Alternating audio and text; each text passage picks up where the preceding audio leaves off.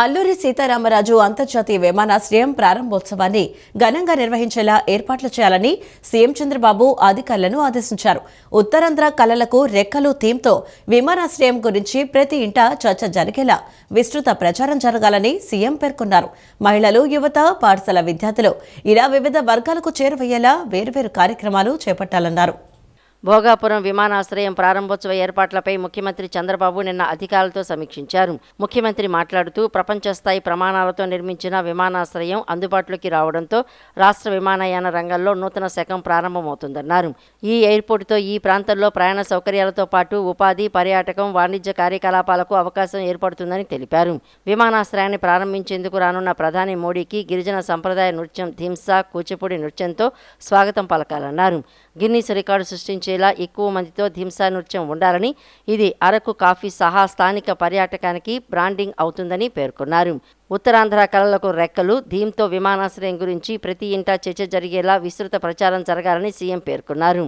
మహిళలు, యువత, పాఠశాల విద్యార్థులు ఇలా వివిధ వర్గాలకు చేరువయ్యేలా వేర్వేరు కార్యక్రమాలు చేపట్టాలన్నారు. విమానాశ్రయ టెర్మినల్ భవనం ప్రారంభించిన అనంతరం ఇంధన ఉపరితల రవాణా మంత్రిత్వ శాఖలకు చెందిన 18,000 కోట్ల విలువైన వివిధ ప్రాజెక్టులకు ప్రధాని ప్రారంభోత్సవాలు చేస్తారని అధికారులు తెలియజేశారు. పొగాకు రైతులను ఆదుకునేలా కేంద్ర రాష్ట్ర ప్రభుత్వాల కీలక నిర్ణయం తీసుకున్నాయని సీఎం చంద్రబాబు తెలిపారు. కేంద్ర రాష్ట్ర ప్రభుత్వాలు కలిసి ఉమ్మడిగా 188 కోట్లు భరించేందుకు సంసిద్ధంగా ఉన్నాయని చంద్రబాబు తెలిపారు. ధరల లోటు భర్తీ కింద పొగాకు రైతులకు కిలో పొగాకు 20 రూపాయలు ఇవ్వాలని నిర్ణయించినట్లు వివరించారు. 94 మిలియన్ కేజీల పొగాకు కొనుగోళ్లకు మద్దతిచ్చేలా చర్యలు ప్రభుత్వం చేపట్టిందన్నారు. పొగాకు కొనుగోళ్లకు కేంద్ర రాష్ట్ర ప్రభుత్వాలు మద్దతు ఇచ్చేందుకు అంగీకారం తెలిపాయి. పొగాకు ధర స్థిరీకరణ, పొగాకు రైతులను ఆదుకునే అంశంపై ముఖ్యమంత్రి చంద్రబాబు టెలికాన్ఫరెన్స్ నిర్వహించారు. కేంద్ర రాష్ట్ర ప్రభుత్వాలు కలిసి ఉమ్మడిగా 188 కోట్లు భరించేందుకు సంసిద్ధతగా ఉన్నాయని చంద్రబాబు తెలిపారు. ధరల లోటు భర్తీ కింద పొగాకు రైతులకు కిలో పొగాకు 20 రూపాయలు ఇవ్వాలని నిర్ణయించినట్లు వివరించారు. 94 మిలియన్ కేజీల పొగాకు కొనుగోళ్లకు మద్దతిచ్చేలా చర్యలు ప్రభుత్వం చేపట్టిందన్నారు. పొగాకు బ్రైట్ రకం కిలో 240, మీడియం రకం పొగాకు 190లో, గ్రేడ్ పొగాకు 110 రూపాయల మేరకు తగ్గకుండా చర్యలు తీసుకోవాలని చంద్రబాబు ఆదేశించారు.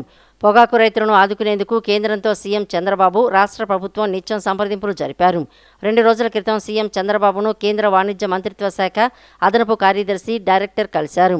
ముఖ్యమంత్రి సూచనల మేరకు పొగాకు రైతులను ఆదుకునేందుకు సహకరించాలని కోరుతూ రాష్ట్రంలోని బయ్యర్లతో కేంద్ర ప్రతినిధులు చర్చలు జరిపారు. పొగాకు రైతులను ఆదుకునేందుకు వివిధ ప్రతిపాదనలపై చర్చించి తుది నిర్ణయం తీసుకున్నట్లు చంద్రబాబు తెలిపారు. డీఎస్సీపై గొడ్డలి పార్టీ అధినేత చేస్తున్న ఆరోపణలపై చర్చకు తాను సిద్ధమని Telugu Desam party national working president Nara Lokesh జగన్కు సవాల్ విసిరారు. డీఎస్సీపై ఆరోపణలతో పాటు వైసీపీ హయాంలో లిక్కర్, భూ కుంభకోణాలపై కూడా చర్చకు తాను సిద్ధంగా ఉన్నట్లు చెప్పారు. 2 లక్షల టీచర్ పోస్టులు భర్తీ చేసిన చరిత్ర టీడీపీది అని, 5 ఏళ్ల వైసీపీ హయాంలో ఒక్క టీచర్ పోస్టు కూడా భర్తీ చేయలేని నీచ చరిత్ర జగన్ది అని తీవ్రస్థాయిలో ధ్వజమెత్తారు. పులివెందుల ఎమ్మెల్యే జగన్కు క్రెడిట్ చోరీ డిజార్డర్ అనే జబ్బు ఉందని, కూటమి ప్రభుత్వం తెచ్చిన Arcelor Mittal, Google, Royal Enfield పరిశ్రమలను తానే తెచ్చానని చెప్పుకోవటం ఆయనకున్న జబ్బు లక్షణాలని ఎద్దేవా చేశారు. ఆర్థిక ఇబ్బందులున్న అభివృద్ధి సంక్షేమాన్ని జోడెడ్ల బండిలా ముందుకు తీసుకువెళుతున్నామని, వీటన్నింటినీ పార్టీ క్యాడర్ ప్రజల్లోకి తీసుకువెళ్లాలని లోకేష్ కోరారు. కృష్ణా జిల్లా కంకిపాడు ఆయాన్ కన్వెన్షన్ సెంటర్లో జరిగిన పెనమలూరు అసెంబ్లీ నియోజకవర్గ కార్యకర్తల సమావేశంలో నారా లోకేష్ పాల్గొన్నారు. ఈ సందర్భంగా ఆయన మాట్లాడుతూ వర్టికల్, హారిజంటల్ రిజర్వేషన్లను అమలు చేసి అత్యంత పారదర్శకంగా డీఎస్సీ నిర్వహిస్తే బురద జల్లుతున్నారని పేర్కొన్నారు. 150 రోజుల్లో విజయవంతంగా డీఎస్సీ నిర్వహిస్తే 150 కేసులు వేసి అడ్డుకోవాలని చూశారు. వారు వేసిన కేసులన్నీ న్యాయస్థానాలు కొట్టివేయటం మా చిత్తశుద్ధికి నిదర్శనమని అన్నారు. తెలుగుదేశం పార్టీ సిద్ధాంతం అభివృద్ధి, సంక్షేమం అయితే గొడ్డలి పార్టీ విధానం విధ్వంసం, బూతులు, బాబాయిని గొడ్డలి పార్టీతో లేపేయటం, తల్లి చెల్లిని ఇంటి నుంచి తరిమేయడం, వీటన్నింటినీ ప్రజల్లోకి తీసుకువెళ్లాల్సిన బాధ్యత తెలుగుదేశం పార్టీ కేడర్పై ఉందన్నారు. పసుపు జెండానే మా బలం, బలగం. పసుపు జెండా కార్యకర్తలు లేకపోతే వేదికపైన ఉన్న మాకు పదవులు లేవని, ప్రతిపక్షంలో ఉండగా ఎత్తిన పసుపు జెండా దించకుండా అహర్నిశలు పార్టీ కోసం కష్టపడింది తెలుగుదేశం కార్యకర్తలని అన్నారు. టీడీపీ స్థాపించిన ముహూర్త బలం అద్భుతమైందని, ఓడిపోయిన దగ్గరే గెలవడం మనకు కొత్త కాదన్నారు. టీడీపీ లేకుండా చేస్తామని ప్రగల్భాలు పలికిన వారి పరిస్థితి ఏమైందో మీకే బాగా తెలుసన్నారు. మనందరం చూసాం, ప్రతిపక్షంలో కార్యకర్తలు త్యాగాలు చూసాం. తోట చంద్రయ్య గారు ఒక అద్భుతమైన ఉదాహరణ. మెడపై కత్తి పెట్టి వాళ్ళ నాయకుడికి, వాళ్ళ పార్టీకి జైగొట్టమంటే ప్రాణాలు కోల్పోయినా పర్వాలేదు, జై తెలుగుదేశం, జై చంద్రబాబు అని చెప్పి ప్రాణాలు కోల్పోయారే, ఆ తోట చంద్రేనే మీ లోకేష్ కి స్ఫూర్తి. ఈ రోజు నేను గర్వంగా చెప్పగలుగుతున్నా, చట్టాలు సవరణ చేశాం. భారతదేశ చరిత్రలో ఎప్పుడు లేని విధంగా రాజకీయ కక్షలో ఒక కార్యకర్త చనిపోతే వాళ్ళ కొడుక్కి శాశ్వత ప్రభుత్వ ఉద్యోగం ఇచ్చిన ఘనత ఒక తెలుగుదేశం పార్టీదే. వాళ్ళ అబ్బాయికి ఈరోజు మేము ఉద్యోగం ఇచ్చాం. ముందరికి నడిపిస్తున్నాం ఆ కుటుంబాన్ని నేను ఇప్పటికీ కలుస్తా ఉంటా. ఇంకో పక్కన ఒక తాత ఉన్నాడు, గుర్తున్నాడా? అంజిరెడ్డి తాత. ఎట్ట మర్చిపోతాం? లోకల్ బాడీ ఎన్నికలు జరిగితే ఆయన నామినేషన్ పత్రాలు లాక్కోవాలనుకున్నాడు. మీసాలు మెలేసి తొడగొట్టి రా బిడ్డ రా అని చెప్పాడే, ఆ అంజిరెడ్డి తాతనే మీ లోకేష్ కి స్ఫూర్తి. పల్నాడులో మంజుల గారిని మర్చిపోకూడదు. ఎన్నికల పోలింగ్ సమయంలో ఆమె పైన దాడి చేసి రక్తం కారుతున్నా చివరి ఓటు పడి ఈవీఎం బాక్స్ కి లాక్ వేసే వరకు నిలబడిందే మంజుల గారు. ఆ మంజుల గారే మీ లోకేష్ కి స్ఫూర్తి. ఇది తెలుగుదేశం పార్టీ అంటే.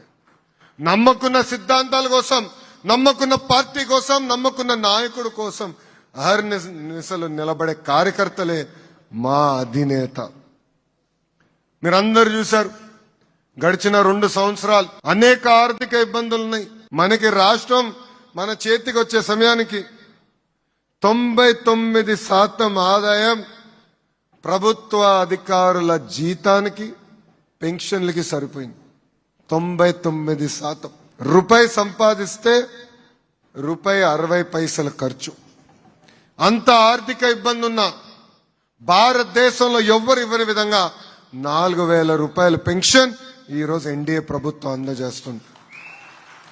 వికలాంగులకు 6,000, బెడ్కే పరిమితం అవుతే 15,000 రూపాయలు మనం అందజేస్తున్నాం. రెండోది స్త్రీ శక్తి. ఇక్కడ మహిళలందరూ వచ్చారు, ఆర్టీసీ బస్సులో హాయిగా తిరుగుతున్నారు ఈ రోజు మహిళలు. దానికి కారణం మన కూటమి ప్రభుత్వం. దీపం పథకం ద్వారా ప్రతి ఏటా 3 గ్యాస్ సిలిండర్లకి డబ్బులు మన అకౌంట్లో వేస్తున్నాం. అది కూడా ఇప్పుడు మార్చిపోతున్నాం. గ్యాస్ సిలిండర్ తీసుకున్నప్పుడు వేస్తాం కాకుండా ప్రతి 4 నెలలకు ఒకసారి ఫిక్స్డ్ డేట్ నాడు ఆ డబ్బులు మా అక్క చెల్లెల అకౌంట్ లో జమ చేయాలని కూటమి ప్రభుత్వం నిర్ణయం తీసుకుంది. కొంతమంది కొన్ని రోగాలు ఉంటాయండి. ఆ సైకోకు ఒక రోగం ఉంది, దాని పేరే సిసిడి. చెప్పండి, సిసిడి, క్రెడిట్ చోరీ డిసార్డర్. క్రెడిట్ చోరీ డిసార్డర్. నేను ఆదిత్య మిత్తల్తో మాట్లాడి ఆసిలర్ స్టీల్ ప్లాంట్ తీసుకొస్తున్నా, బయటకు వచ్చింది.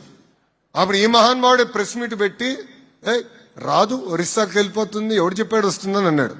ఎప్పుడైతే శంకుస్థాపన చేశామో ఇట్లన్నీ నేను తీసుకొచ్చాను కదా, నేను వాళ్ళతో మాట్లాడా కదా, మా ముత్తాత వాళ్ళ ముత్తాతకు పరిచయం ఉంది, ఆత్మలు మాట్లాడుకున్నారు, తీసుకొస్తున్నామంటాడు.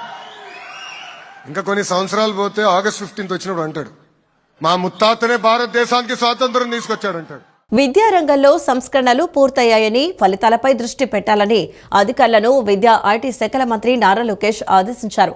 విద్యా వ్యవస్థ బాగుండాలంటే సాఫ్ట్వేర్, హార్డ్వేర్ రెండూ ముఖ్యమేనని చెప్పారు. 10వ తరగతి పరీక్ష ఫలితాల మెరుగుదలపై దృష్టి సారించాలని ఆదేశించారు. విద్యార్థులకు 10వ తరగతి చాలా ముఖ్యమని, 10 ఇంటర్మీడియట్ చదివే సమయంలో తన జీవితంలో మార్పు వచ్చిందని చెప్పారు. ఇప్పుడు మంచి మార్కులు వస్తేనే భవిష్యత్తు బాగుంటుందని అన్నారు. కృష్ణా జిల్లా పెనమలూరు నియోజకవర్గం కంకిపాడు మండలం పునాదిపాడులో ప్రవాసాంధ్రుడు పోలవరపు మాధవరావు ఆయన కుటుంబ సభ్యులు ఇచ్చిన 1.2 కోట్ల విరాళంతో నిర్మించిన ప్రభుత్వ హైస్కూల్ ప్లస్ బాలికల జూనియర్ కళాశాల భవనాన్ని లోకేష్ ప్రారంభించారు. అనంతరం పాఠశాలలోని వసతుల గురించి విద్యార్థులను అడిగి తెలుసుకున్నారు. 10వ తరగతి విద్యార్థులతో ముచ్చటించారు. పునాదిపాడు పాఠశాలలోని విద్యార్థులు అభ్యసన సామర్థ్యాల్లో వెనుకబడి ఉండటంపై మంత్రి అసంతృప్తి వ్యక్తం చేశారు. అద్భుతమైన మౌలిక సౌకర్యాలు, మంచి ఉపాధ్యాయులు ఉన్నప్పటికీ లెర్నింగ్ అవుట్కమ్స్, సమ్మేటివ్, ఫార్మేటివ్ అసెస్మెంట్లో పాఠశాల వెనుకబడి ఉండటం ఏంటని ప్రశ్నించారు. లెర్నింగ్ అవుట్కమ్స్ కేవలం 0.9% రేటింగ్ సాధించడం ఏంటని పేర్కొన్నారు. అనుమతి లేకుండా ఉపాధ్యాయులు గైర్హాజరు కావడాన్ని పూర్తిగా నివారించాలన్నారు. విద్యారంగంలో సంస్కరణలు పూర్తయ్యాయని, ఫలితాలపై ఇక నుంచి దృష్టి పెట్టాలని అధికారులకు సూచించారు. ప్రత్యేక అవసరాలు గల విద్యార్థుల విషయంలో మరింత ఎక్కువ దృష్టి పెట్టాలన్నారు. పాఠశాల అభివృద్ధిలో పూర్వ విద్యార్థులను కూడా భాగస్వాములను చేయాలని సూచించారు. ప్రారంభోత్సవ కార్యక్రమంలో మంత్రులు కొల్లు రవీంద్ర, వాసంశెట్టి సుభాష్, ఎమ్మెల్యేలు బోడే ప్రసాద్, కామినేని శ్రీనివాస్, వెనిగండ్ల రాము, ఎమ్మెల్సీ అనురాధ, దాత మాధవరావు తదితరులు పాల్గొన్నారు. ఫస్ట్ ఆఫ్ ఆల్ ఓవరాల్ రేటింగ్లో వెనకబడి ఉంది. సెకండ్ మీరు చూస్తే లెర్నింగ్ అవుట్కమ్స్లో వెనకబడి ఉన్నాం. ఇప్పుడు లెర్నింగ్ అవుట్కమ్స్లో హెచ్ఎం గారు మీరు ఎప్పుడు చేరారు ఇక్కడ? 3 సంవత్సరాలు అయింది. సో హెచ్ఎం గారు వచ్చిన తర్వాత కొంత మెరుగుపడింది. 60% పాస్ రేట్ 70 వచ్చింది. State average 78. మీరు చూస్తే లెర్నింగ్ అవుట్కమ్స్లో స్కూల్ వెనుకబడింది 0.9 out of 5. And I'll draw your attention to academic performance. మీరు ఇక్కడ చూస్తే సమ్మేటివ్ ఫార్మేటివ్లో పిల్లలు వెనుకబడుతున్నారు, అంటే బేసిక్స్ వీక్గా ఉన్నాయి. ఇక్కడ పిల్లలు ఇక్కడికి వచ్చినప్పుడు మీరు బ్రిడ్జ్ కోర్సెస్ ఎఫెక్టివ్గా చేయాలి. మీరు చూడండి సార్, 6th చూడండి, 6th 61, 67, 67, 55, 8th 66, 56, 9th 65, 61, 10th FA 75, SA 65. Overall average performance is not up to mark. కొంచెం ఎక్కువ శ్రద్ధ పెట్టాలి, ఎందుకంటే ఇంత అర్బన్ ఏరియాకి దగ్గరున్న స్కూల్ అంటే మీకు విజయవాడకి పెద్ద దూరం కాదు. మీరు మార్కులు ఇంత వెనకబడతాం కరెక్ట్ కాదు. రేషన్ కార్డుదారులకు తక్కువ ధరలకే నాణ్యమైన నిత్యావసర సరుకులను అందించడానికి రాష్ట్ర ప్రభుత్వం కృషి చేస్తుందని పౌర సరఫరాల శాఖ మంత్రి నాదెండ్ల మనోహర్ అన్నారు. రాష్ట్ర పౌర సరఫరాల శాఖ కమిషనర్ హెచ్ కన్నబాబుతో కలిసి ఢిల్లీలో national cooperative consumer forum MD Anees జోసెఫ్తో నిన్న ఎంఓయూ కుదుర్చుకున్నారు. ఏపీ వ్యాప్తంగా రేషన్ డిపోల ద్వారా 1000 మీ మాటలను అందుబాటులోకి తీసుకురానున్నారు. తొలి విడతగా పల్నాడు, గుంటూరు, ఎన్టీఆర్, కృష్ణా జిల్లాలోని రేషన్ దుకాణాల ద్వారా సుమారు 70 రకాల నిత్యావసర వస్తువులను విక్రయించనున్నారు. ఈ నిర్ణయం వల్ల వినియోగదారులకు ప్రయోజనం చేకూరటమే కాకుండా రేషన్ డీలర్లకు ఉపాధి, అదనపు ఆదాయం లభిస్తుందని మంత్రి నాదెండ్ల మనోహర్ ఎక్స్లో పోస్టు చేశారు. గ్రామస్థాయి వైద్య వ్యవస్థను బలోపేతం చేసేందుకు ఫలితాల ఆధారంగా పిహెచ్సిల పనితీరును మెరుగుపరిచేలా నూతన విధానం ప్రవేశపెడుతున్నట్లు వైద్యారోగ్య శాఖ మంత్రి సత్యకుమార్ యాదవ్ తెలిపారు. ఎంతో మంది రోగులకు సేవలందించారు, ఎన్ని పరీక్షలు, ఎన్ని ప్రసవాలు చేశారు అనే లెక్కలు మాత్రమే కాకుండా వైద్య సేవలతో ప్రజల ఆరోగ్యంలో ఎంత మార్పు వచ్చిందనేది ప్రామాణికంగా తీసుకుంటామని ప్రకటించారు. పిహెచ్సిల పనితీరును ప్రస్తుతం ఓపీ, ఐపీ, ల్యాబ్ పరీక్షలు, ప్రవాసాలు, గర్భ నిరోధక సాధనాల వాడకం వంటి 5 అంశాల ఆధారంగానే అంచనా వేసి ర్యాంకులు ప్రకటిస్తున్నామని, ఈ విధానానికి స్వస్తి పలికి 21 కీలక సూచికలతో కొత్త ర్యాంకింగ్ విధానాన్ని ప్రభుత్వం రూపొందించిందని మంత్రి సత్యకుమార్ యాదవ్ వెల్లడించారు. ప్రతి నెల ర్యాంకింగ్లు ప్రకటించడం వల్ల వెనుకబడిన ఆరోగ్య కేంద్రాలపై దృష్టి సారించి సేవలను మెరుగుపరిచే వీలుంటుందని తెలిపారు. సంజీవిని, మాతృత్వ, క్షేమ కార్యక్రమాలతో పిహెచ్సిల పనితీరును అనుసంధానిస్తూ గ్రామస్థాయి వైద్య వ్యవస్థలను ప్రజలకు చేరువ చేయటమే నూతన విధాన లక్ష్యమని పేర్కొన్నారు. ముద్రగడ పద్మనాభం సంస్మరణ సభలో జరిగిన ప్రతిదీ బహిరంగ వేదికపైనే జరిగిందని, ఎలాంటి రహస్య సమావేశాలు, గోప్య చర్చలు జరగలేదని ప్రభుత్వ విప్ విజయవాడ సెంట్రల్ నియోజకవర్గం ఎమ్మెల్యే బోండా ఉమామహేశ్వరరావు స్పష్టం చేశారు. ఆ సభకు జనసేన, తెలుగుదేశం, బీజేపీ, వైసీపీతో పాటు వివిధ రాజకీయ పార్టీల నాయకులు, కాపు సంఘాల ప్రతినిధులు, ప్రజలు పెద్ద ఎత్తున హాజరయ్యారని, అందరి సమక్షంలోనే తాను మాట్లాడానని తెలిపారు. పార్టీ నాయకత్వం నుంచి తనకు వచ్చిన సమాచారం మేరకు ఈరోజు సాయంత్రం 4 గంటలకు పార్టీ కార్యాలయానికి రావాలని సూచించారని, పార్టీ పిలుపును గౌరవిస్తూ తప్పకుండా హాజరై తన వివరణ ఇస్తానని బోండా ఉమా తెలిపారు. గుంటూరులో ఇటీవల జరిగిన ముద్రగడ పద్మనాభం సంస్మరణ సభలో చేసిన వ్యాఖ్యలపై పార్టీ అధిష్టానం వివరణ కోరిన నేపథ్యంలో సెంట్రల్ నియోజకవర్గ ఎమ్మెల్యే బోండా ఉమా విలేకరులతో మాట్లాడారు. ఆ సభకు టీడీపీ, జనసేన, భారతీయ జనతా పార్టీ, వైఎస్ఆర్ కాంగ్రెస్ పార్టీలతో పాటు వివిధ పార్టీల నాయకులు, కాపు సంఘాల ప్రతినిధులు, ప్రజలు హాజరయ్యారన్నారు. అందరి సమక్షంలోనే తాను మాట్లాడానని, తాను చేసిన వ్యాఖ్యల్లో రాజకీయ దురుద్దేశం లేదన్నారు. 2014-19 మధ్య జరిగిన పరిణామాలపై తన అభిప్రాయాలను వెల్లడించారని చెప్పారు. వేదికపై పలకరించుకోవడం, మర్యాదపూర్వకంగా మాట్లాడుకోవడం తప్ప ఎలాంటి రహస్య చర్చలు జరగలేదన్నారు. కొందరు కావాలనే సోషల్ మీడియాలో తప్పుడు ప్రచారం చేస్తున్నారని బోండా ఉమా ఆగ్రహం వ్యక్తం చేశారు. పార్టీ కార్యాలయానికి రావాలని సూచించారని, వెళ్లి వివరణ ఇస్తానని అన్నారు. చంద్రబాబు నాయకత్వంపై పూర్తి నమ్మకం ఉందని, ఏదడిగినా నిజాయితీగా సమాధానం ఇస్తానని చెప్పారు. ఆ రోజు ముద్రగడ్డ గారి సంస్కరణ సభ, ముద్రగడ్డ గారి సంస్కరణ సభలో ముద్రగడ్డ గారి గురించి మాట్లాడకుండా లేదంటే ఇంకొకళ్ళ గురించి ఎలా మాట్లాడతాం? ముద్రగడ్డ గారి గురించి మాట్లాడాలి. ఆయన ఏం చేశాడు, ఎలా చేశాడు, ఏం జరిగింది అనేది నాకు ఆ అంశం తోచింది. ఆ అంశం గురించి, ఎందుకంటే నాకు 1988 నుంచి ముద్రగడ్డ గారితో సంబంధాలు ఉన్నాయి. ఆ రోజు కాపునాడు ఇక్కడ పెట్టినప్పటి నుంచి కూడా మేము సన్నిహితంగా మెలిగినవాళ్ళం. కాబట్టి అప్పటి నుంచి 1988 జూలై 10వ తారీఖు నాడు విజయవాడలో కాపునాడు జరిగింది. అప్పటి నుంచి మాకు సంబంధాలు ఉన్నాయి. ఆ రోజు నేను ముద్రగడ్డ గారు నిరాహార దీక్ష కూర్చుంటే తెలుగుదేశం పార్టీ శాసనసభ్యుడిగా ఉంటూ నేను ఆయన్ని ఆపటానికి కాకినాడ వెళ్ళి తోట త్రిమూర్తులు గారిని కూడా, ఆయన కూడా ఎమ్మెల్యే, టీడీపీ ఎమ్మెల్యే, ఇద్దరం కలిసి ముద్రగడ్డ గారి ఇంటికి వెళ్ళి ఆయన్ని నిరాదీక్ష చేయొద్దండి, మీరు సమస్యలు ఏమైనా ఉంటే ముఖ్యమంత్రి గారి దృష్టిలో పెడదామని చెప్పి ఆయనతో మాట్లాడి నెక్స్ట్ డే మార్నింగే ముఖ్యమంత్రి గారు వైజాగ్లో ఉంటే నేను తోట త్రిమూర్తులు గారు మళ్ళీ విశాఖపట్నం వెళ్ళి విశాఖపట్నంలో ముఖ్యమంత్రి గారికి దృష్టిలో అన్నీ పెట్టబట్టి చంద్రబాబు గారికి ఎమ్మంటే ఆయన ఇద్దరు మంత్రులు పంపించాడు, అచ్చెన్నాయుడును ఇంకో మంత్రి కిర్లంపూడి వెళ్ళి కిర్లంపూడిలో ఆయనతో మాట్లాడి ఆయన అడిగిన విషయాలన్నింటినీ కూడా పరిశీలిస్తామని చెప్పి హామీ ఇచ్చి ప్రభుత్వం తరఫున చేశారు. నిమ్మల రామానాయుడు గారు ఎవరైతే ఉన్నారో వాళ్ళకు కూడా అదే చెప్తాం, ఎందుకు ఏముండేది దీంట్లో, ఉన్న విషయాలే చెప్తాం, ఉన్న విషయాలే మళ్ళీ ఆ రోజు మాట్లాడింది. ఎన్నో పోరాటాలు చేసాం. 2019-24 మధ్య 2 సార్లు బోండావమ్మ మీద హత్యాయత్నం జరిగింది, మాచర్ల, గుడివాడ. అయినా సరే పార్టీకి పనిచేసి. కాబట్టి నేనేంటో మా అధినేతకు తెలుసు, పార్టీ ఏంటో నాకు తెలుసు. పార్టీని ఇబ్బంది పెట్టే వ్యాఖ్యలు నేను చేయలే, ఉన్నది ఉన్నట్టు మాట్లాడడం. రేపు ఏదన్నా కమిటీ మాట్లాడినప్పుడు అదే విషయాన్ని వాళ్ళకి. ప్రజల నుంచి వచ్చే ప్రతి వినతిని నిర్దేశిత గడువులోగా పూర్తి స్థాయిలో పరిష్కరించాలని ఎన్టీఆర్ జిల్లా కలెక్టర్ లక్ష్మీషా అధికారులను ఆదేశించారు. పెండింగ్లో ఉన్న వినతులను వెంటనే పరిశీలించి పరిష్కరించిన అనంతరం ఆన్లైన్లో డిస్పోజ్ చేయాలని స్పష్టం చేశారు. విజయవాడ కలెక్టరేట్లోని పింగళి వెంకయ్య ఆడిటోరియంలో నిన్న నిర్వహించిన ప్రజా సమస్యల పరిష్కార వేదిక కార్యక్రమానికి జిల్లా నలుమూలల నుంచి ప్రజలు పెద్ద సంఖ్యలో హాజరై తమ సమస్యలపై వినతి పత్రాలు, ఫిర్యాదులను జిల్లా కలెక్టర్ డాక్టర్ జి లక్ష్మీశ, జిల్లా జాయింట్ కలెక్టర్ ఎస్ ఎలక్కయ్య అధికారులకు అందజేశారు. ఈ కార్యక్రమంలో మొత్తం 187 వినతులు అందగా వాటిలో అత్యధికంగా రెవెన్యూ శాఖకు చెందిన 51 వినతులు నమోదయ్యాయి. అలాగే MAUD 32, పోలీస్ 25, పంచాయతీరాజ్ 18 వినతులు నమోదు కాగా మిగిలిన శాఖలకు సంబంధించి 7 నుండి 1 వరకు వినతులు నమోదు కావడం జరిగింది. ఈ సందర్భంగా జిల్లా కలెక్టర్ డాక్టర్ జి లక్ష్మీశ మాట్లాడుతూ ప్రజల నుంచి వచ్చే ప్రతి వినతిని నిర్దేశిత గడువులోగా పూర్తి స్థాయిలో పరిష్కరించాలని అధికారులను ఆదేశించారు. పెండింగ్లో ఉన్న వినతులను వెంటనే పరిశీలించి పరిష్కరించిన అనంతరం ఆన్లైన్లో డిస్పోజ్ చేయాలని స్పష్టం చేశారు. PGRS వినతుల పరిష్కారంలో నిర్లక్ష్యం లేదా ఆలస్యం సహించేది లేదని హెచ్చరించారు. అధికారులు PGRS పోర్టల్ను ఎప్పటికప్పుడు పరిశీలిస్తూ పెండింగ్లో ఉన్న వినతులపై ప్రత్యేక దృష్టి సారించాలని సూచించారు. ముఖ్యంగా రెవెన్యూ, భూ వివాదాలు, సర్వే సమస్యలు వంటి ప్రజలకు నేరుగా సంబంధించిన అంశాలను ప్రాధాన్యతతో పరిష్కరించాలని ఆదేశించారు. ప్రతి గ్రీవెన్స్ నిర్దేశిత సమయ పరిమితిలో పూర్తి కావడంతో పాటు అర్జీదారునికి సంతృప్తికరమైన పరిష్కారం అందేలా చర్యలు తీసుకోవాలన్నారు.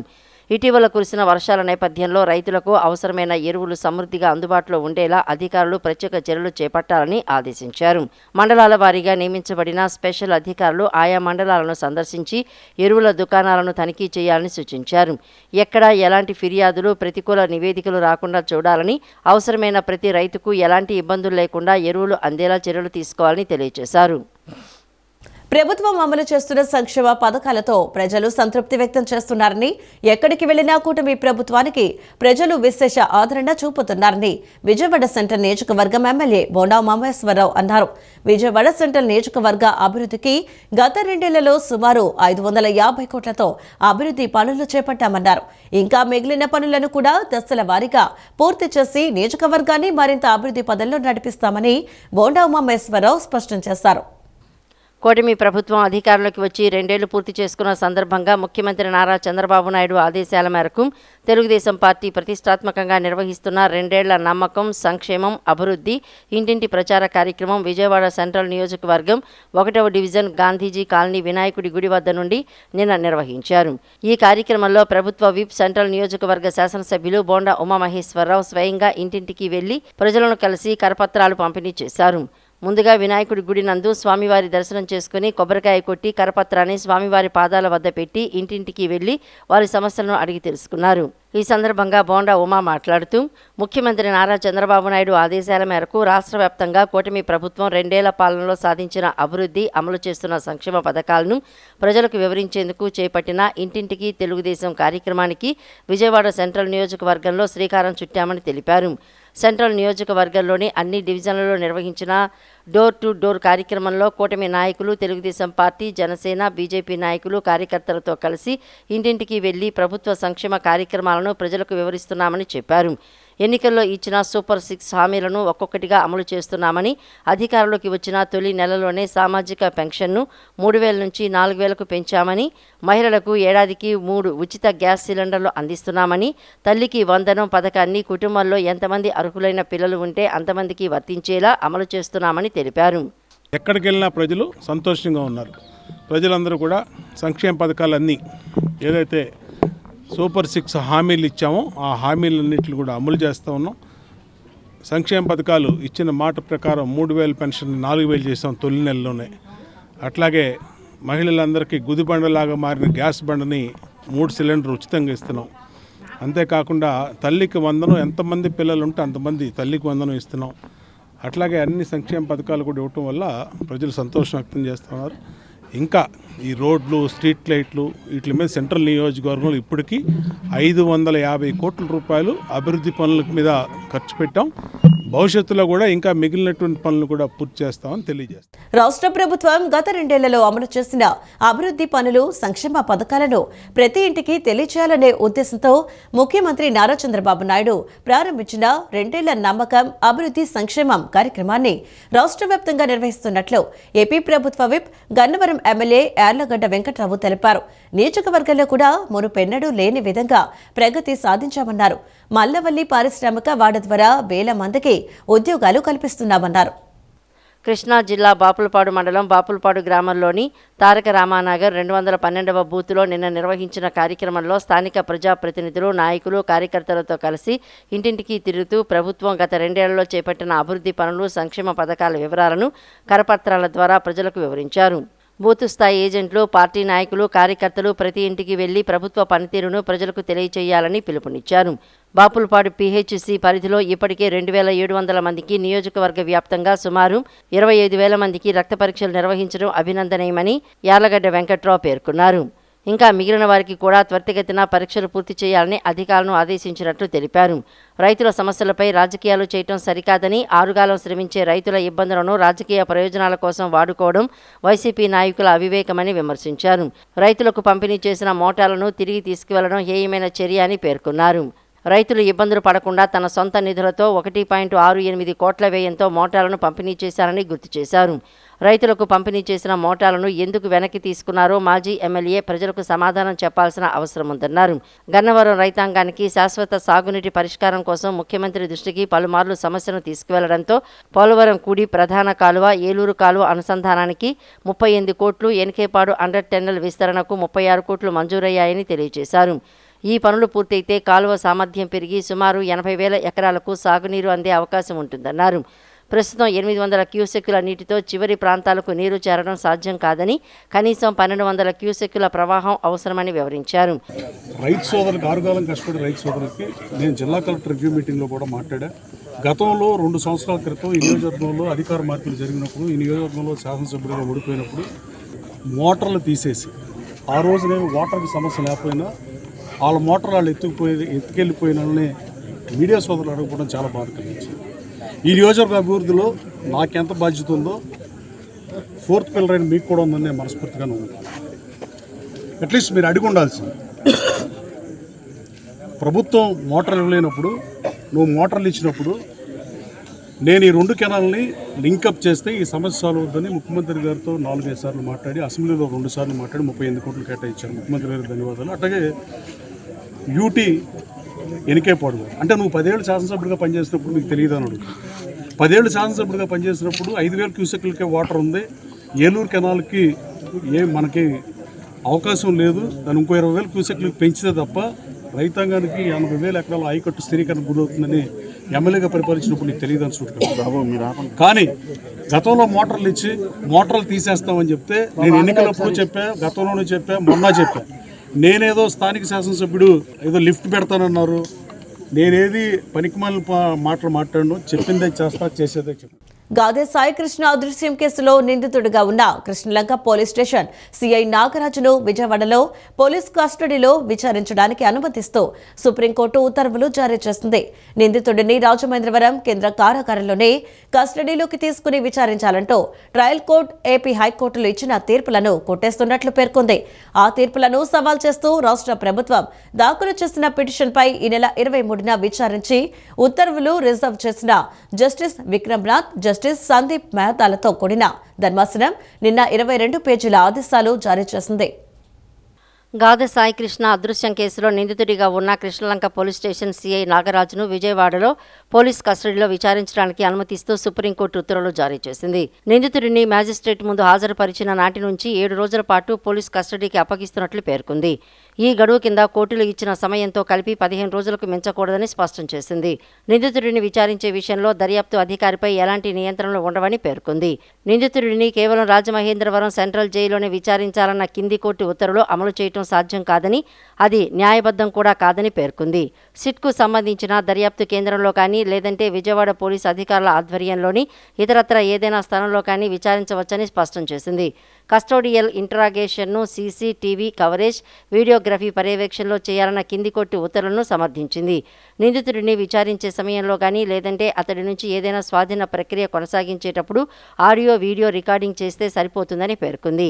అంతే తప్పితే అతన్ని ఒకచోటు నుంచి మరో చోటుకి తరలించే ప్రక్రియను మొత్తం రికార్డు చేయాల్సిన అవసరం లేదని స్పష్టం చేసింది. నిందితుడికి సంబంధించిన న్యాయవాది పోలీసు విచారణ ప్రక్రియను దూరం నుంచి చూడటానికి అనుమతించింది.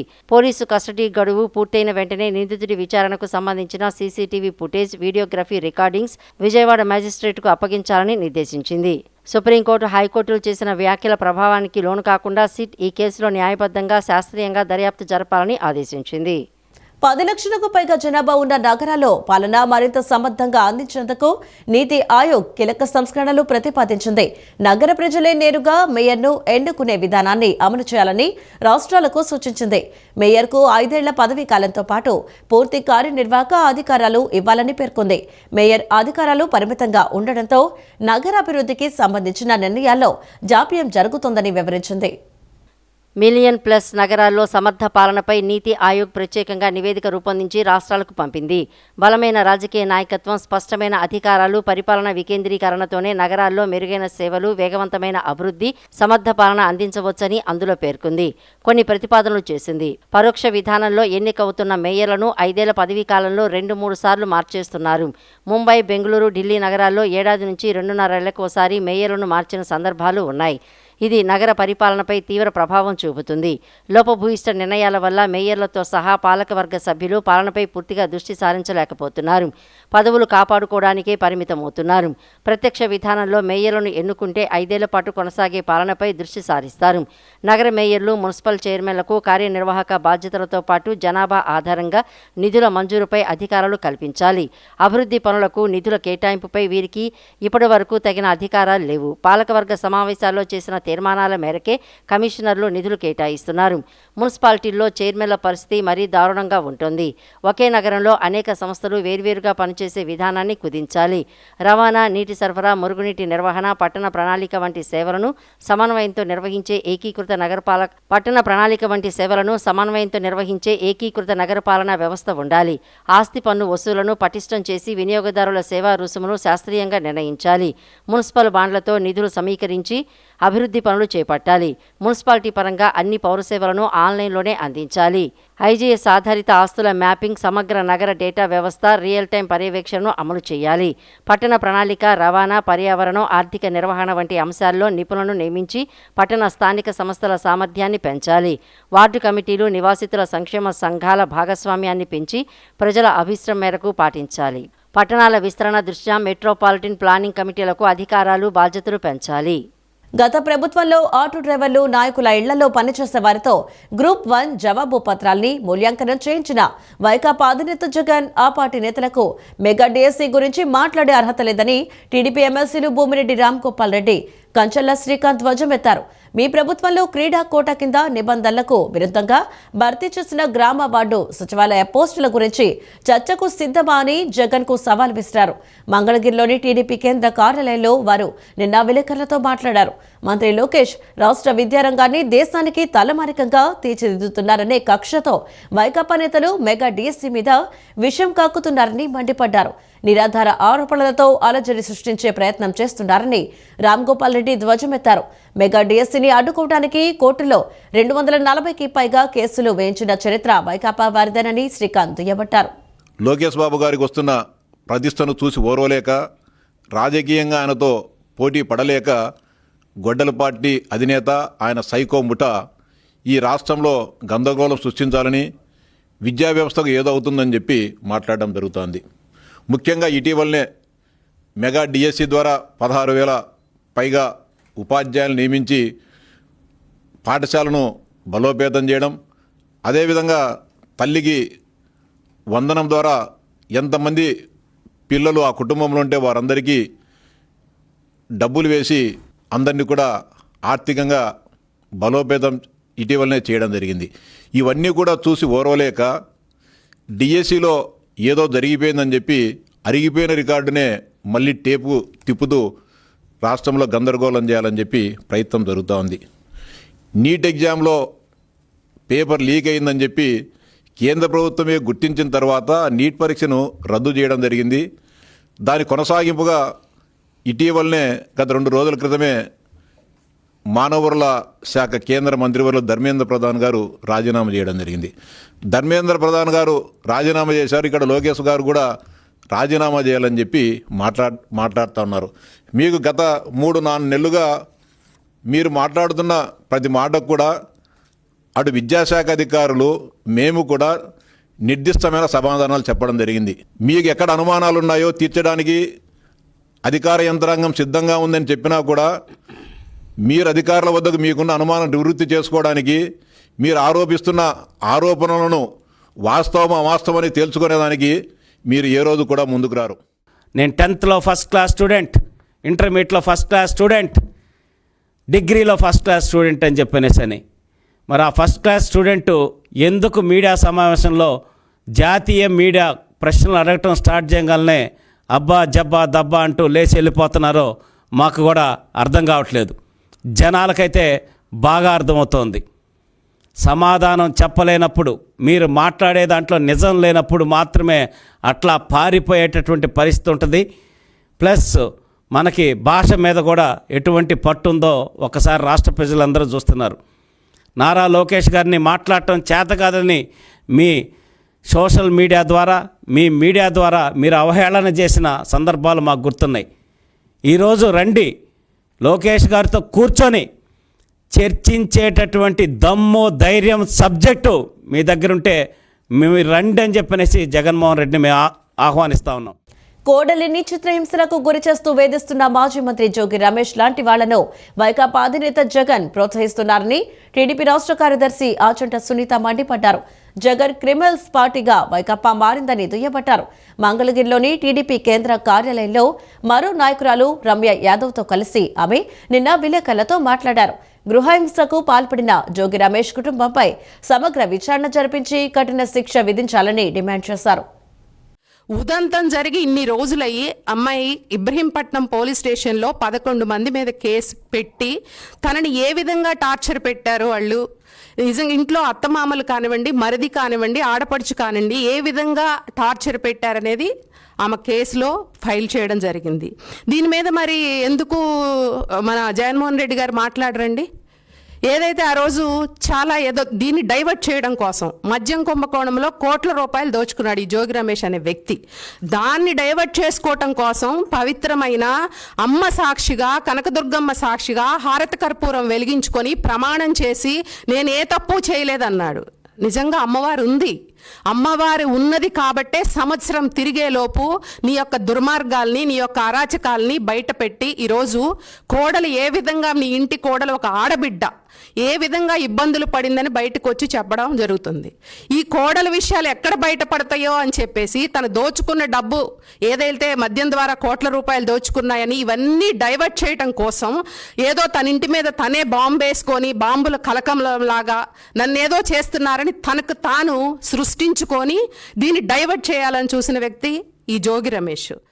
ఎకోరెన్ ఎనర్జీ సంస్థ ఎండీ లక్ష్మీ ప్రసాద్ పన్ను ఎగవేత కేసుకు రాష్ట్ర ప్రభుత్వానికి ఏం సంబంధం ఉందని AP biodiversity board chairman Neelayapalem Vijay Kumar ప్రశ్నించారు. వైకాపా ప్రభుత్వమే ఆ సంస్థకు అత్యధిక భూములు కేటాయించిందని పేర్కొన్నారు. మంగళగిరిలోని టీడీపీ కేంద్ర కార్యాలయంలో నీలాయపాలెం విజయ్ కుమార్ నిన్న విలేకరులతో మాట్లాడారు. రాష్ట్రాభివృద్ధిని అడ్డుకునేందుకు గొడ్డలి పార్టీ నిరంతరం ప్రయత్నిస్తోందని దుయ్యబట్టారు. హైదరాబాద్లో సెంట్రల్ జీఎస్టీ అధికారులు ఎకోరిన్ ఎనర్జీ మేనేజింగ్ డైరెక్టర్ లక్ష్మీప్రసాద్ ఎర్నేనిని 65 కోట్ల రూపాయల ట్యాక్స్ ఎవేజన్ అంటే జీఎస్టీ, ట్యాక్స్ అంటే ఇన్కమ్ ట్యాక్స్ కాదు, జీఎస్టీ ఎగవేత కేసులో అరెస్ట్ చేశారు. అది వాస్తవమే. అది ఒక స్వతంత్ర కేంద్ర దర్యాప్తు సంస్థ చేసింది. దాంట్లో మాకు ఎలాంటి ప్రాబ్లం లేదు, సంబంధం లేదు, ఇష్టం లేదు, కష్టం లేదు. అది ఆ సంస్థకి, ఆ ఎకోరిన్ ఎనర్జీ అనే సంస్థకి ఉన్న లావాదేవీలు. కానీ ఈ అరెస్ట్కి ఆంధ్రప్రదేశ్ ప్రభుత్వ సమగ్రతకి ఏమాత్రం ఆవగింజంత సంబంధం లేకపోయినా సాక్షి పత్రిక మాత్రం గత 2-3 రోజుల నుంచి ఎంత గందరగోళం చేస్తూ రాస్తుందంటే ఇదేదో మొత్తం మేమే, ఆంధ్రప్రదేశ్ ప్రభుత్వమే ఆ సంస్థను నిర్వహిస్తోంది అన్న చందంగా రాస్తుంది. ఏదో చంద్రబాబుకు పెద్ద షాక్ అంట. నా బొంద ఏం షాకు, అసలు ఏం మాట్లాడుతున్నారు మీరు? షాక్ అంటూ హెడ్లైను. ఎందుకంటే సింపుల్ రీజన్, వైఎస్ఆర్సీపీ అనే ఈ గొడ్డల పార్టీకి రాష్ట్ర అభివృద్ధి అంటేనే ఒక రకమైన దీర్ఘకాలిక అలర్జీలు నల్లగా ఏదో అటు ఇటు ఏమన్నా వస్తుంటాయేమో. దీర్ఘకాలిక అలర్జీ ఉండేది సాక్షికి మాత్రమే. సాక్షికి ఉండే ఏకైక మ్యాండేట్ ఒకటే, రాష్ట్రానికి పెట్టుబడులు రాకూడదు. ఒకవేళ వచ్చినా కూడా ఆ పెట్టుబడులను పంపించేయాలి, తెరవేయాలి. రాష్ట్రానికి చెందిన యువతకి ఉద్యోగ కల్పన జరగకూడదు. రాష్ట్ర ప్రగతి ఆగిపోవాలి. ఇదే తాడేపల్లిలో ఆ ప్యాలెస్ యొక్క ఏకైక లక్ష్యం. గొల్లపూడి ఆదర్శ్ ఆటో మోటార్స్ షోరూంలో అత్యాధునిక హంగులతో కూడిన మారుతి సుజుకి న్యూ బ్రెజా కారును ఎంవీఐ కె వెంకటేశ్వరరావు మరియు టీడీపీ సీనియర్ నేత బొమ్మసాని సుబ్బారావు ఆవిష్కరించారు. ఈ నూతన కారు భారత్ ఎన్సీఏపీ భద్రతా పరీక్షల్లో 5 స్టార్ సేఫ్టీ రేటింగ్ను సాధించడంతో పాటు అన్ని వేరియంట్లలోనూ స్టాండర్డ్గా 6 ఎయిర్ బ్యాగ్లు, టర్బో బూస్టర్ జెట్ ఇంజిన్ వంటి అధునాతన ఫీచర్లను కలిగి ఉంది. మారుతి సుజుకి ఎప్పుడూ విశ్వసనీయతకు, అందరికీ అందుబాటులో ఉండే ధరలకు మారుపేరుగా నిలుస్తుందని, భద్రతా విషయంలో ఎలాంటి రాజీ పడకుండా ఈ బ్రెజాను తీర్చిదిద్దటం అభినందనీయమని అతిథులు కొనియాడారు. అత్యాధునిక సాంకేతికత, ఆకర్షణీయమైన డిజైన్, అత్యుత్తమ భద్రతా ప్రమాణాలతో కూడిన మారుతి సుజుకి న్యూ బ్రెజా కారును గొల్లపూడి ఆదర్శ్ ఆటో మోటార్స్ షోరూంలో ఆవిష్కరించారు. ఈ కార్యక్రమానికి ముఖ్య అతిథులుగా motor vehicle inspector K Venkateswara Rao, TDP senior నేత బొమ్మసాని సుబ్బారావు హాజరయ్యారు. Company area manager Ashish Sharma, general manager Prem సాగర్తో కలిసి వారు నూతన మోడల్ను అధికారికంగా ప్రారంభించారు.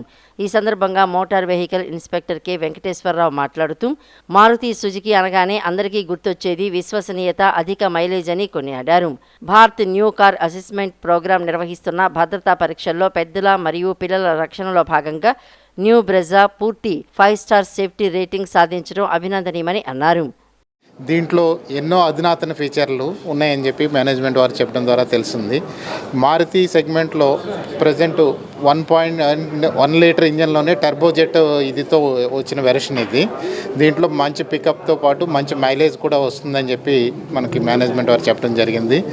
ఇదే విధంగా మారుతి ప్రతి కస్టమర్ని కూడా దృష్టిలో పెట్టుకుని చిన్న వెహికల్ నుంచి పెద్ద వెహికల్ వరకు కూడా మారుతిలో ఉన్న ఈ రేంజ్ వల్ల ప్రతి ఒక్కరికి కూడా మన ఈ మారుతి అనేది అందరికీ కూడా మన కుటుంబంలో వెహికల్ లాగా అయిపోయింది ఇది. అనంతరం టీడీపీ సీనియర్ నేత బొమ్మసాని సుబ్బారావు మాట్లాడుతూ అందరికీ అందుబాటులో ఉండే ధరల్లో ఎప్పటికప్పుడు సరికొత్త ఫీచర్లతో వాహనాలను అందించడంలో మారుతి సంస్థ ఎప్పుడు ముందంజలో ఉంటుందని పేర్కొన్నారు. సేఫ్టీ విషయంలో ఎలాంటి కాంప్రమైజ్ కాకుండా విడుదల చేసిన ఈ న్యూ బ్రెజా ఆవిష్కరణతో మారుతి ఒక కొత్త సెకండ్లోకి అడుగుపెట్టిందని కొనియాడారు. ఆదర్శ్ ఆటో మోటార్స్ వినియోగదారులకు మరింత నాణ్యమైన సేవలు అందిస్తూ అగ్రపథంలో దూసుకుపోవాలని ఆకాంక్షించారు. ఇప్పుడు 14 లక్షల మంది ప్రజలు ఈ కారుని ఉపయోగించుకుంటున్నారంట. మన ప్రాంత ప్రజలు కూడా మన గ్రామంలో ఉన్నటువంటి ఇప్పుడు లేటెస్ట్ ఇవాళ, ఎందుకంటే ఇవాళ రోడ్డు మీద టెక్నాలజీతోనే బండ్లు నడవాల్సిన పరిస్థితి వచ్చేసింది. ట్రాఫిక్ అంత పెరిగింది. మనకి ఇదివరకు రివర్స్ చేయాలంటే వెనక చూసుకుంటే వెళ్ళాలి. ఇవాళ కారులో కూర్చుంటేనే మొత్తం ఎలా రివర్స్ చేయాలో కూడా అన్ని టెక్నాలజీ బాగా వచ్చింది. మారుతి వారు మన దేశంలో ఆ కంపెనీ ఏ రోజైతే వచ్చిందో అప్పటి నుంచి ప్రజలకు మాత్రం బాగా సౌకర్యవంతమైనటువంటి వాహనాలు తయారు చేస్తున్నారు. ఆదర్శ్ మారుతి సేల్స్ మేనేజర్ శేఖర్ బాబు కారు ప్రత్యేకతలను వివరించారు. కొత్త బ్రెజాలో వినియోగదారుల భద్రతకు అత్యున్నత ప్రాధాన్యతనిచ్చినట్లు తెలిపారు. అన్ని వేరియంట్లలోనూ స్టాండర్డ్గా 6 ఎయిర్ బ్యాగులతో పాటు electronic stability programme, hill hold assist, blind spot warning, lane change alert, rear cross traffic alert వంటి అధునాతన సేఫ్టీ ఫీచర్లు ఉన్నాయని చెప్పారు. ఈ కారులో పవర్ఫుల్ టర్బో బూస్టర్ జెట్ ఇంజన్తో పాటు అండర్ బాడీ సిఎన్జి టెక్నాలజీని అందించడం ఈ రీజియన్లోనే ఒక కీలక మైలురాయని వివరించారు. బ్రీజా వెహికల్ అంటే 2016లో బ్రీజా అనేది లాంచ్ చేయడం జరిగిందండి. 10 సంవత్సరాల తర్వాత ఇప్పుడు దాని లేటెస్ట్ టెక్నాలజీ, ఇప్పుడు ఉన్నటువంటి మార్కెట్కి అనుగుణంగా అద్భుతమైన ఫీచర్స్తో లేటెస్ట్ టెక్నాలజీతో మనకి కొత్త వర్షన్ని ఫేస్ లిఫ్టింగ్ ద్వారా మార్కెట్లో పరిచయం చేయడం జరిగిందండి. మారుతి అంటేనే నమ్మకం అంటేనే మారుతి అండి. అద్భుతమైనటువంటి మైలేజ్ పాయింట్ ఆఫ్ వ్యూలో, సర్వీస్ పాయింట్ ఆఫ్ వ్యూలో చాలా ధీటుగా ఉన్నటువంటి మార్కెట్లో మారుతి అనేది ఎంతో సక్సెస్ఫుల్గా రన్ అవుతుంది. ఈ కార్యక్రమంలో పలువురు వ్యాపార భాగస్వాములు, ఫైనాన్షియర్లు, ఆదర్శ్ మారుతి సిబ్బంది, అధిక సంఖ్యలో కస్టమర్లు పాల్గొన్నారు. ఈ వార్తలు ఇంతటితో సమాప్తం. నమస్కారం.